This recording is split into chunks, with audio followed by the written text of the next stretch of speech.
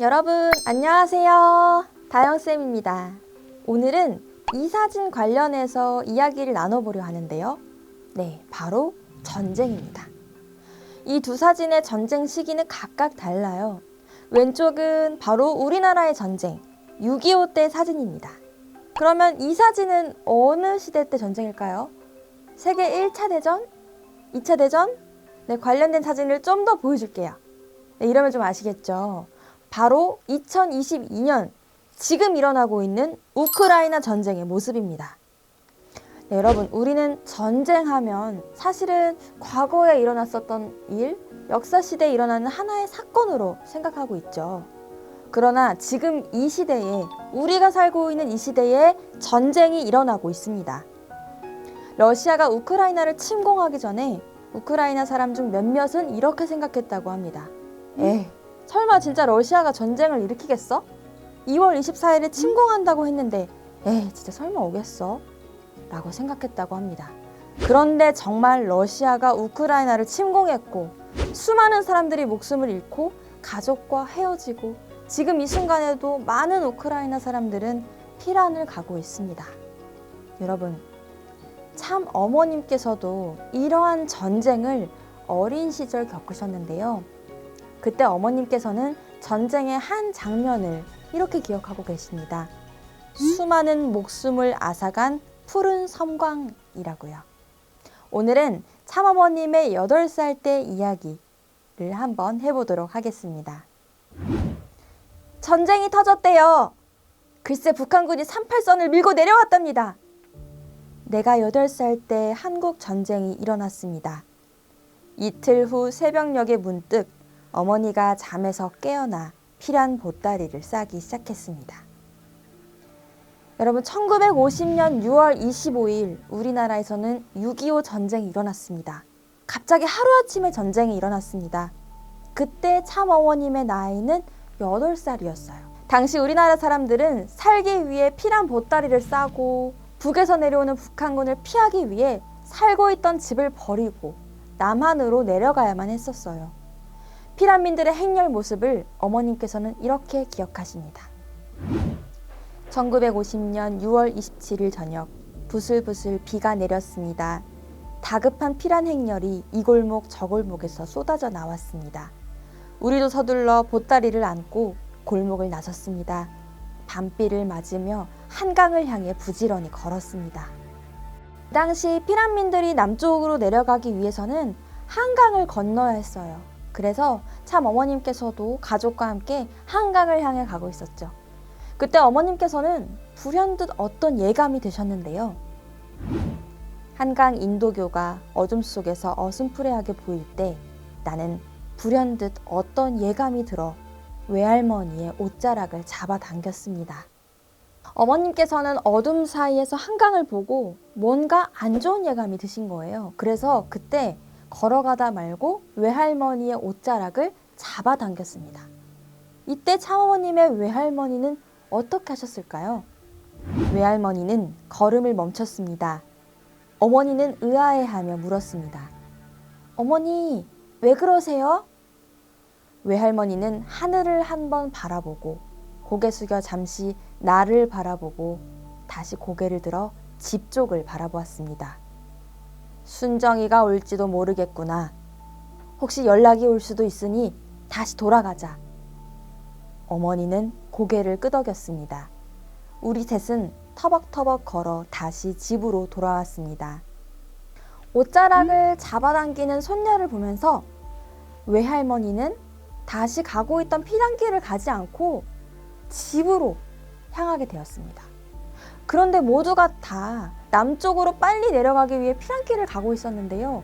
그 가고 있는 걸음을 멈춘 행동은 누구나 의아해할 행동이었죠. 그러나 외할머니는 먼저 하늘을 바라보고 그리고 참 어머님을 바라보고 다시 집을 바라보게 됐던 것입니다. 그리고 다시 집에 돌아가자는 외할머니의 말에 참 어머님의 어머니도 고개를 끄덕였습니다. 그리고 세 명은 다시 집으로 돌아왔어요. 피란길을 갔다가 다시 되돌아서 집으로 간다는 것은 굉장히 위험할 수도 있는 상황입니다. 우크라이나 사람들이 피란길에 오르는 모습, 이런 사진들을 보면 피란민들의 행렬이 얼마나 긴박한지를 알 수 있을 거예요. 그러나 무언가 하늘이 주는 메시지가 아닐까? 라는 어떤 느낌을 받으신 외할머니, 어머니, 참어머님 이렇게 세 명은 집으로 되돌아가게 된 것입니다. 그리고는 어떻게 되었을까요? 창호지 문으로 새벽빛이 비치고 있었습니다. 문이 급하게 열리고 군복을 입은 외삼촌이 허겁지겁 안으로 들어왔습니다. 나는 마음속으로 이제는 떠나도 되겠구나 안심이 되었습니다. 외삼촌은 우리를 태우고 급히 한강 쪽으로 내달렸습니다. 외삼촌이 집으로 왔을 때 그때서야 어린 참어머님은 안도감을 느끼시면서 이제는 떠나도 되겠구나 하는 느낌을 받으셨다고 합니다. 그런데 그때 한강으로 달려가 보니까 사람이 꽉 차서 발 디딜 틈이 없었습니다. 한강 인도교로 행했으나 길목이 인파로 꽉 막혀 좀처럼 앞으로 나아갈 수 없었습니다. 외삼촌이 육군 장교였고 다리 통행증을 지니고 있었기에 3쿼터의 경적을 울리며 피란민 사이를 헤치고 겨우겨우 한강 다리를 건넜습니다. 한강 다리를 건너자마자 갑자기 외삼촌이 소리쳤습니다. 엎드려요! 그 순간 푸른 섬광과 함께 굉음이 터졌습니다.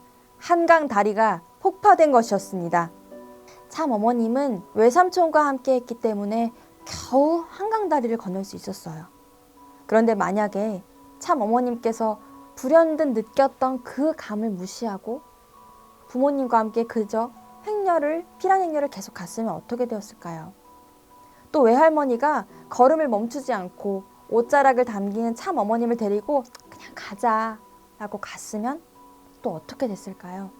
또 외할머니가 집으로 돌아가자 했을 때 참 어머님의 어머니께서 아유 지금 다시 돌아가면 위험합니다. 우리는 계속 가야 돼요. 라고 말하면서 그대로 갔으면 어떻게 됐을까요? 아마 참 어머님은 수많은 인파 속에서 다리 통행증 없이 다리를 건너지 못하셨을 거예요. 삶과 죽음의 경계를 넘어들었던 그 상황 속에서 참 어머님께서는 늘 하늘 부모님이 함께 하심을 믿고 살아가셨습니다. 네, 어떠한 예감이 들었을 때 그것을 지나치지 않고 하늘 부모님이 주시는 계시가 아닐까 생각하며 살아가셨던 참 어머님께서는 늘 하늘이 보호하심을 느끼셨습니다. 그리고 어머님께서는 이렇게 말씀하셨어요. 우리나라의 애국가 하느님이 보호하사라는 말이 들어간다고 하시면서 그 당시 6.25 전쟁 때 16개국이라는 나라가 우리나라를 위해서 참전, 돕기 위해 왔다는 것은 정말 하늘이 도우셨기 때문에 그런 것이다 라고 말씀해 주셨어요. 지금이야 우리나라는 BTS, 방탄소년단, 싸이 이런 여러 사람들로부터 유명해졌죠.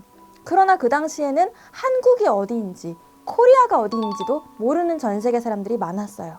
그때 16개국이 참전했다는 것은 하늘이 보호하시고 있다. 이 나라를 보호하고 있다는 것을 어머님께서는 말씀하셨습니다. 네, 여러분 이 모습이 실제 한강 다리가 폭파되었던 그날의 모습입니다.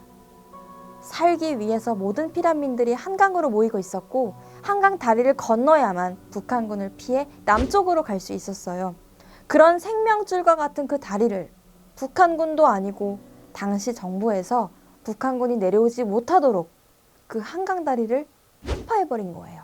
아직 우리 피란민들이 정말 많았는데 말이죠. 참어머님은 그 모습을 보고 이렇게 기억하고 계십니다. 나는 어둠 속에서 그 불빛을 역력히 보았습니다. 그것은 마치 악마의 이글이글 불타오르는 눈빛과 같았습니다. 다시 눈을 뜨자 두동강으로 파괴된 다리가 어둠 속에 흉한 몰골로 남아 있었습니다. 1950년 6월 28일 새벽 3시였습니다. 여러분, 참어머님께서는 이런 생각을 하셨다고 합니다. 사람들은 왜 전쟁을 일으킬까요? 왜 죄 없는 사람들이 이렇게 전쟁으로 인해 죽어야 할까요? 참어머님은 그때 8살이었습니다. 그 새벽 3시에 그 푸른 섬광의 모습을 기억한 어머님의 나이는 고작 8살이었던 것입니다. 목숨을 걸고 살기 위해 피난길에 오르시면서 그 전쟁을 온몸으로 경험하신 것입니다. 나는 어린 나이임에도 전쟁의 참혹함을 직접 목격했으며 난민 생활을 처절하게 겪었습니다. 8살의 어린 소녀였지만 전쟁이라는 것은 지상에서 영원히 사라져야 한다고 생각했습니다. 한강 다리가 맥없이 무너지던 그 순간을 떠올리면 벌써 70여 년 전의 일이지만 지금도 목을 때가 먹먹해집니다. 전쟁으로 인해 살기 위해 피란길에 올랐던 많은 사람들이 무수히 생명을 잃었습니다. 여러분, 이러한 전쟁의 이야기가 그저 옛날 이야기는 아닙니다. 지금도 전 세계에서 수많은 크고 작은 전쟁들이 일어나고 있습니다. 참 어머님께서는 더 이상 많은 사람들이 죽고 아파하지 않도록 이 세계의 평화를 실현하기 위해서 지금 이 시간에도 앞장서며 전진하고 계십니다. 지난 2월 13일 역사적인 한반도 평화 서밋이 개최되었습니다. 서울 선언을 통해 각국의 정상들이 한자리에 모여 신통일 한국을 실현하기 위해 결의했습니다. 참 어머님께서는 더 이상 전쟁이 없는 세계, 평화 세계를 위해서 계속 앞장서고 노력하고 계셨던 것입니다. 그리고 참 어머님께서는 어린 시절 전쟁을 경험하면서 전쟁으로 인해 고아가 된 아이들, 또 제때 치료받지 못해 평생 불구로 살아가는 사람들을 보면서 이들을 치료해야겠다고 결심하면서 성요셉 간호학교에도 입학하시기도 하셨고요. 또 현재는 HJ 매그놀리아 국제의료재단을 통해 의료 봉사와 의료 섭리를 진행하고 계십니다. 네, 여러분, 오늘의 실천 가이드는 2가지입니다. 참어머님께서 이 평화세계 실현을 위해 구체적으로 어떤 활동을 하셨는지 한번 직접 알아볼까요? 첫 번째, 유튜브에 한반도 평화 서밋을 검색해서 어떤 내용이 있었는지 영상 1개를 찾아보는 겁니다. 네, 2번째, 또 참어머님께서 전쟁을 보시면서 아픈 사람들을 보며 안타까움을 늘 가지고 계셨습니다. 그래서 참어머님께서는 어떤 걸 하셨는지 참어머님 자서전 246쪽에 나오는 아픈 배 쓰다듬는 어머니의 손길은 약손, 네, 이 부분을 읽어보시면 좋겠습니다. 네, 그러면 다음에 보겠습니다. 안녕.